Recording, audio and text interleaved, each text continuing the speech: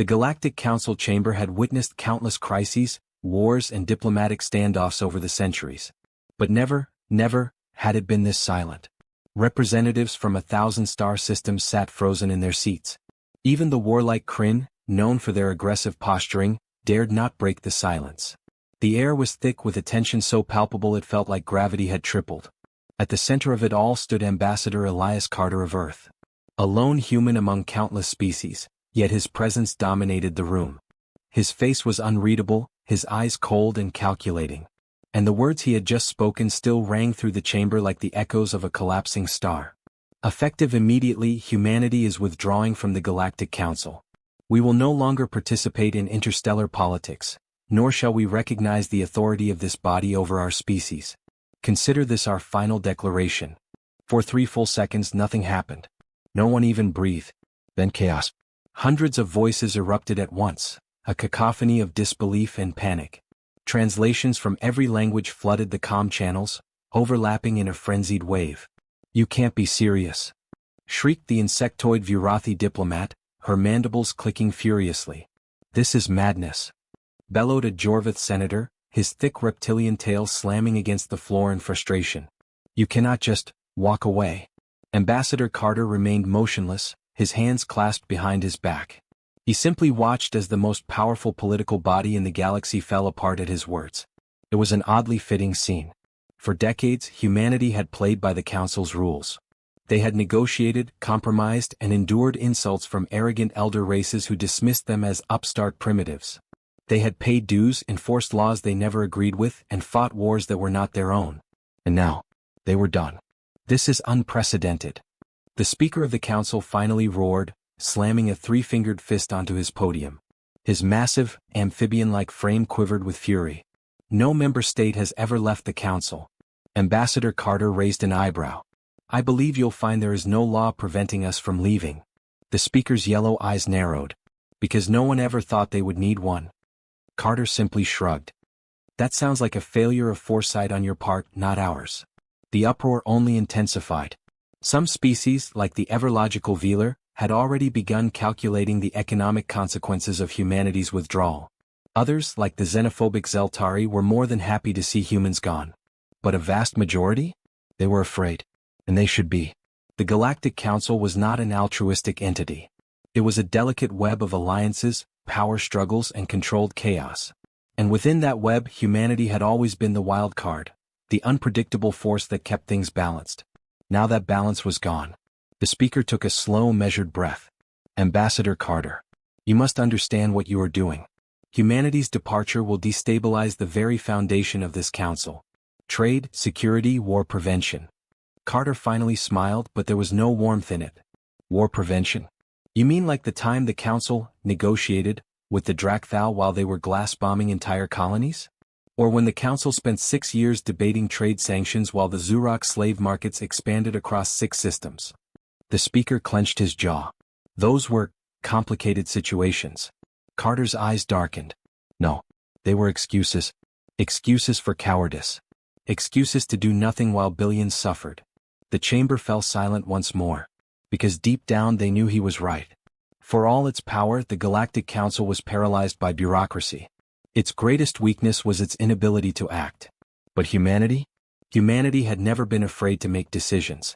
"Enough of this," a new voice snapped. The Kryn warlord stood, his massive, armored form radiating aggression. "If humans wish to be cowards and isolate themselves, let them. The council will endure." The arrogance was laughable. Carter didn't even bother responding. He simply tapped his wrist communicator. The chamber's massive display flickered to life. Real-time data flooded the screen. Trade networks, defense contracts, migration routes, all of them crumbling at an accelerating rate. A chill rippled through the council as they began to understand the true scale of the problem. It wasn't just that humanity was leaving. It was who was leaving with them. Entire human-aligned colonies were seceding from the council. Corporations, research alliances, and military factions were cutting ties overnight. Private security firms that had maintained peace in unstable regions? Gone. And worst of all? The independent systems, those who had long resented the council's rule, were beginning to follow humanity's lead. Ambassador Carter gave them a moment to process the sheer magnitude of their mistake. Then he delivered the final blow. "We are not isolating ourselves," he said, his voice calm but absolute. "We are simply removing you from the equation." The words hit like a physical strike. Humanity was not retreating. They were evolving past the need for the Council entirely. The Kryn warlord's face twisted with fury. "You think you can survive without us? The Council holds dominion over interstellar trade. Without our networks, your species will suffer economic ruin." Carter chuckled. "Oh." He gestured to the data still flowing across the display. "That's interesting because according to this, we've already signed exclusive trade agreements with over 70 independent systems. In fact, without humanity, your trade routes are projected to collapse by, let's see." He glanced at the screen, then smiled. 18 months. The chamber descended into absolute pandemonium. For all their posturing, for all their bravado, the Council had made a fatal miscalculation. They had assumed humanity needed them. They had never considered that the galaxy might need humanity more. The speaker's voice was barely a whisper now. "You would burn the entire system down just to prove a point?" Carter's smile faded. "No. We are simply leaving the house before it collapses on its own." And with that he turned. No more arguments. No more debates. Humanity had made its decision. As Carter stepped through the grand chamber doors, the echoes of panic followed him. The cries of desperate politicians, the frantic scrambling of broken alliances, it all faded behind him. The Galactic Council had spent centuries believing that they controlled the fate of the universe. But now, they had just realized the terrifying truth. The fate of the universe had never been in their hands at all. It had been in human hands. And humanity had just walked away. The moment Ambassador Carter walked out, the Galactic Council shattered. Not physically, no explosions or battles erupted in the chamber, but something far worse happened. The foundation of galactic order itself cracked beneath the weight of what had just transpired. Humanity had walked away. And the consequences would be catastrophic. The Speaker of the Council, still gripping his podium, felt a cold sweat drip down his thick amphibian-like skin. For centuries, the Council had operated under the assumption that no species was indispensable, not even humanity. They had been wrong. Very, very wrong. The first collapse. "We need immediate damage control," a Valari trade official hissed, her blue-scaled face tight with panic. "Human corporations control too many of our critical supply chains. We have to stabilize trade routes before." The chamber's main display flickered, cutting her off. A new alert. Then another. And another. A cascade of notifications flooded the Council system, each one more terrifying than the last. Breaking. Terran-based mining conglomerates suspend all interstellar trade negotiations. Urgent. Over 30 colonies formally declare secession from the Council. Alert. Private security contractors abandon diplomatic protection zones. The speaker's blood ran cold. This wasn't just a political crisis. This was a complete economic and security collapse. The Kryn warlord slammed his armored fist onto the table, his voice a guttural growl. "We cannot allow this to stand. If humanity refuses to recognize the Council, then they must be reminded of their place." The words sent a visible shudder through the assembled representatives. A soft clicking sound followed, subtle but distinct. The Zeltari delegation, whose exoskeletons shimmered under the Council lights, had shifted in unison. Their leader, a tall, mantis-like diplomat, tilted his head.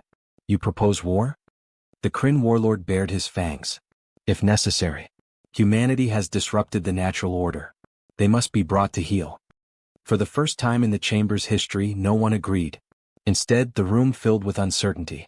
The Jorvath senator, his reptilian tail twitching anxiously, let out a slow breath. "You wish to fight humans? Have you forgotten the last time a species underestimated them?" A chill fell over the chamber. Everyone remembered. The war with the Drakthal had ended over a decade ago, but its lesson had never faded. The Drakthal, a technologically superior species, had tried to annihilate humanity. They had assumed Earth would fold under the pressure. Instead, humans had fought like something out of nightmares. They had rewritten the laws of war. They had transformed entire planets into traps, using gravity wells, orbital debris, and scorched Earth tactics so ruthless that even the most hardened warlords had felt sick watching the footage. By the end, the Drakthal homeworld had been left in ruins, its empire a broken husk of what it once was. And humanity? Humanity had walked away with barely a scratch. Now that same species had just walked away from the Council. And everyone was terrified. The corporate exodus. As political leaders panicked, something else was happening. Across the galaxy, corporations, independent colonies, and entire sectors were making their move. Human-run companies were pulling out of Council-aligned contracts at an unprecedented speed. The Hyperion Fuel Syndicate, the largest supplier of Starship fuel, ceased all non-human exports overnight. The Orion Shipping Guild, responsible for nearly 40% of all cargo routes, began rerouting through non-Council space. Mars Tech Industries, a weapons manufacturer, cut off supplies to Council-aligned militaries. The impact was instant. Within days, Council trade hubs were choking on their own inefficiency. Within weeks, several fringe colonies descended into chaos as security forces withdrew. And within months, the once stable power structure of the galaxy began to crumble. The rebellion grows. It wasn't just humans who were leaving. Other species, those who had suffered under the Council's rule, saw an opportunity. The independent system of Velterran had long resented the Council's interference in its economic policies. The moment humanity left, they declared full independence. Then came the Zifari clans who had been on the verge of open rebellion for years. They now followed humanity's lead, withdrawing from Council trade agreements and aligning themselves with Earth's new independent alliance. What had started as a single species leaving had now become a full-scale movement. The Galactic Council was bleeding power. And the wound was only getting deeper. A desperate ultimatum. 1 month after humanity's departure, the Council held an emergency session. For the first time in 1,000 years, there was only one item on the agenda. How to bring humanity back. The speaker, his voice weary, addressed the chamber. We must act swiftly. If we do not restore order, the very foundation of this council will collapse. The Kryn warlord's patience finally snapped. Enough of this. We should strike now. If we let them walk away, more will follow. We must show them the consequences of defying the council. Silence. Then, laughter. Not from another alien. From the council's security AI.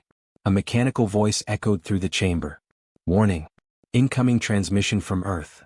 Every representative in the room stiffened. A holographic screen flickered to life, revealing Admiral Ryan Hale of the Terran Defense Fleet. Unlike Ambassador Carter, Hale wasn't here to negotiate. His expression was cold, unyielding. And his words sent a chill through the galaxy. We are aware that certain factions are considering hostilities against humanity. Hale's voice was calm but undeniably lethal. If you attempt to force us back into your system, we will respond accordingly. The Kryn warlord sneered. You don't have the numbers to face us all. Hale's expression didn't change. You misunderstand. The screen shifted, displaying a series of star maps. Hundreds of blinking red markers appeared across Council space. Each one labeled with 2 words. Ragnarok Protocol. The chamber fell deathly silent. The Kryn warlord's scales paled. You're bluffing. Hale leaned forward. Try us. The Galactic Council chamber had never been this quiet. Every representative in the room stared at the red-marked star maps flashing on the holographic displays, their glowing text searing into their minds. Ragnarok Protocol activated. It was impossible. Humanity wasn't just walking away from the Galactic Council. They were burning the bridges behind them. Admiral Ryan Hale's calm, unflinching expression remained on the screen, his piercing gaze scanning the chamber like a predator watching prey. Let me be clear, he said, his voice measured but firm. Humanity is finished with the Council's games. We will not return. We will not comply. And we will not be threatened. The Kryn warlord seethed with rage, his clawed hands digging into the table before him. Do you truly believe you can stand against us, human? He hissed. Your species is outnumbered 100 to 1. If the Council chooses war, you will be erased. Hale's lips barely curled into a smirk. Then why haven't you started yet? The question struck like a hammer. The Kryn warlord's face twisted in fury, but he didn't answer. Because he knew the truth. Despite their superior numbers, despite their technological advantages, despite humanity being a relative newcomer to the interstellar stage, nobody wanted to fight them. Not really. Not after what happened to the Drakthal Empire. Not after the Battle of Orion's Gate.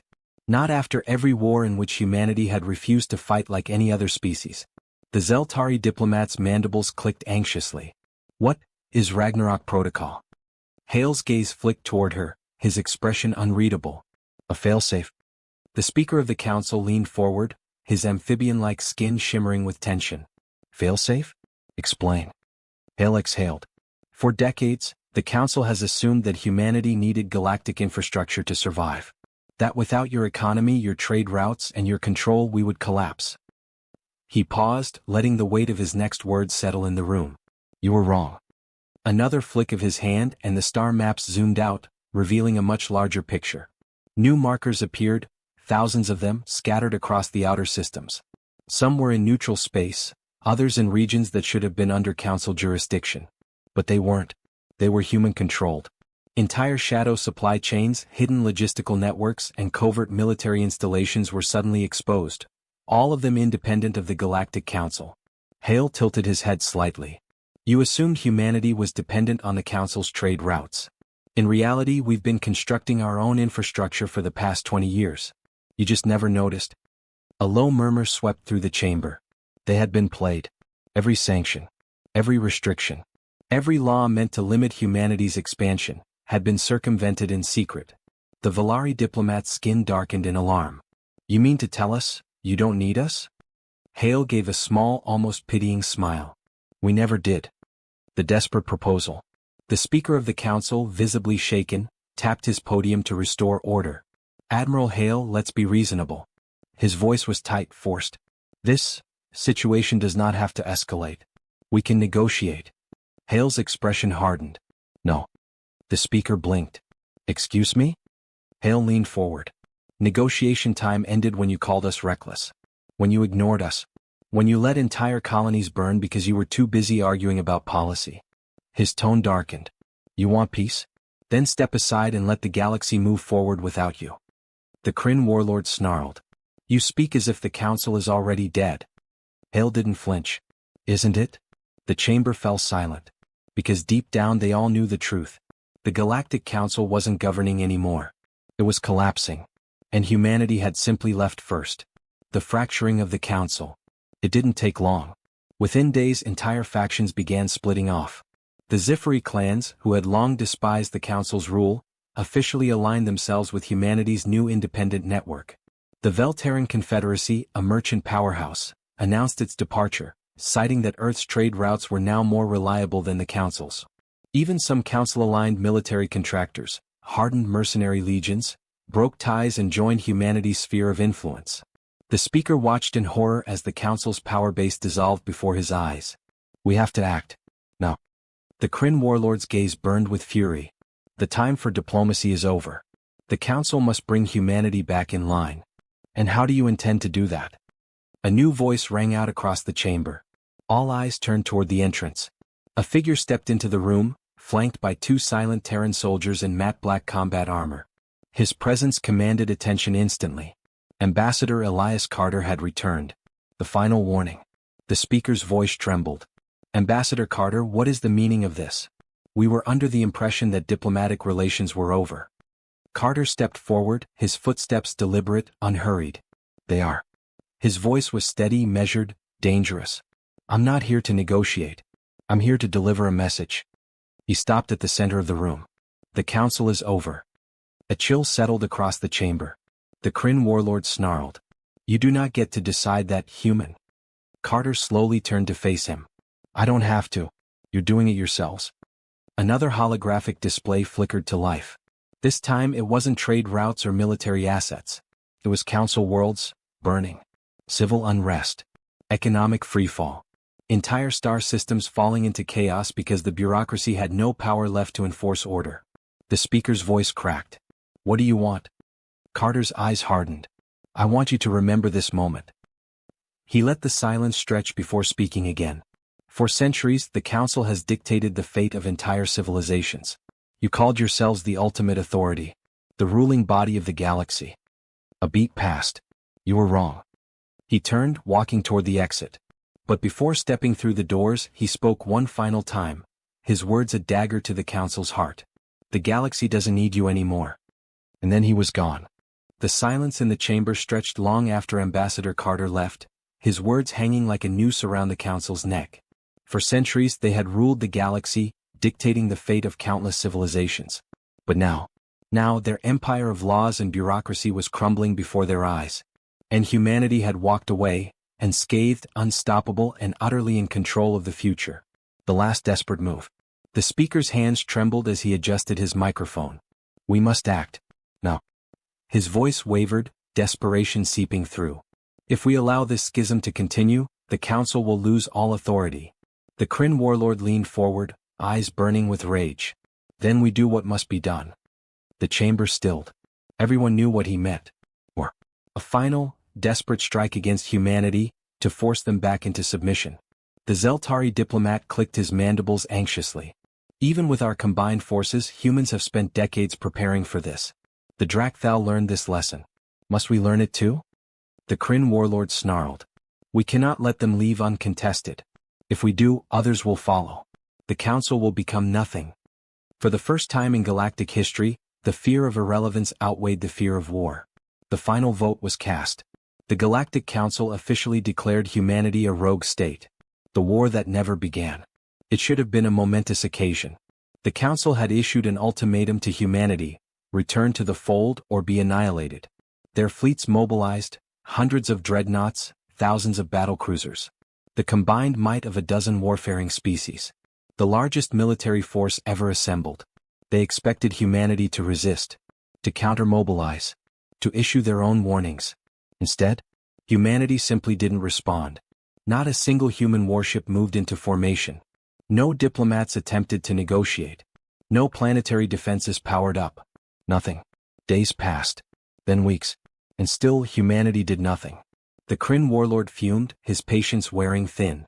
What is this nonsense? They think ignoring us will make us go away? The Valari diplomat, one of the few still advocating caution, whispered, what if they don't see us as a threat? A heavy silence followed.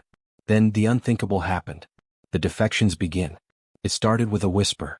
A single admiral, HFY of the Valari Defense Armada, sent a transmission back to his homeworld. Then he vanished. Entire Valari fleets, warships and outposts followed. One by one their ships disengaged from the Council's armada, not to fight humanity but to join them.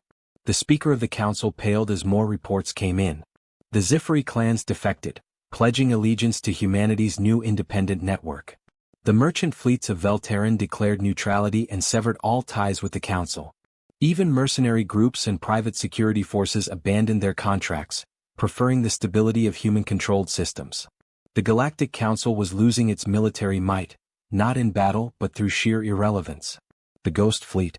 And then Ragnarok Protocol was activated. It came in the form of a single message, broadcast across every major council system.